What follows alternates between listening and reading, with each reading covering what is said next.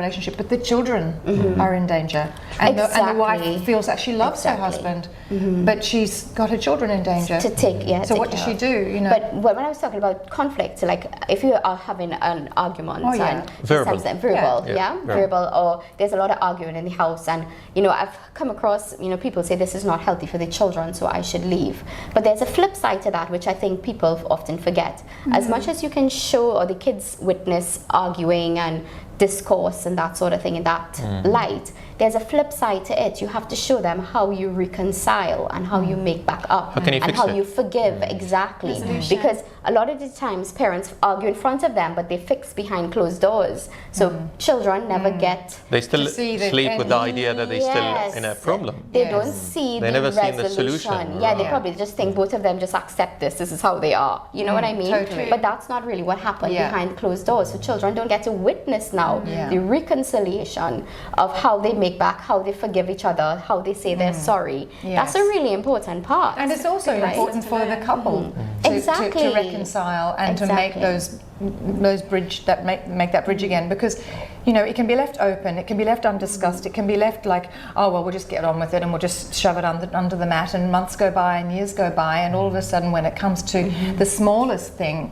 it's an marriage, explosion. It's an explosion. So I think that there's a lot to be said about really, as you said before, giving it your best shot in the best way you can communicate. And if you don't know how to communicate, which is not uncommon, and it's not a reproach or a judgment, we don't all know how to communicate, firstly non-violently, and secondly to be heard, to actually be heard rather than just teaching and telling, and being right. If I'm going into a discussion just simply to be right, I know that I'm on my own in that discussion.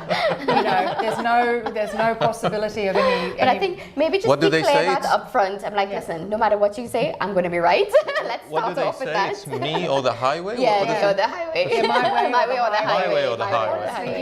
I mean, if you go into it thinking, well, there is no right or wrong, it's different. I say to my clients, if I grow vegetables and you grow flowers, who's wrong? Nobody. Right. So, and if I'm one religion and you're another, who's wrong? Exactly. And if I'm of, whatever the dichotomy I can bring up, it's definitely not a wrong issue. It's a different thing. And maybe your upbringing and my upbringing is so drastically different that we just don't see things the same way. So how can we talk about that? But if it's at that level, right, then you should think, first of all, there was a reason we got together in the first place, right? Like what brought us together.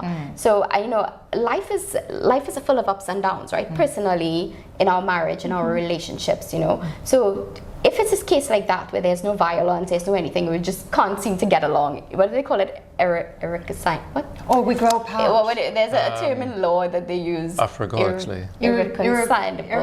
Irreconcilable. Differences. Whatever that is. What's in this hibiscus tea? It's not rolling off my tongue, but you know what I mean, right? Irreconcilable differences. Yeah, all the celebrities do that, right? Right. So it's like they can't figure out what's actually wrong with them, but they are leaving. Distance doesn't help, right? If you're spending months and months and months apart all the time, and you just lose that connection, it's very difficult to bring it back. But you could be right in the same house and lose the same connection as well, right? That's very true. Yeah, you can be together for 24 hours. You still don't find That's a common human ground. experience. We have nothing that resonates, and yet. But what I was going to say, right? Sorry. Yeah. What's harder for you? It's to see, even when you give your clients an advice or something. I know you don't tell them, go on, divorce or stay. We never ever give the decision to the client. Never. Me or Elise, we never ever. Not friends, nobody knows. Not even your enemy. Because the consequences can be really, really brutal. Exactly.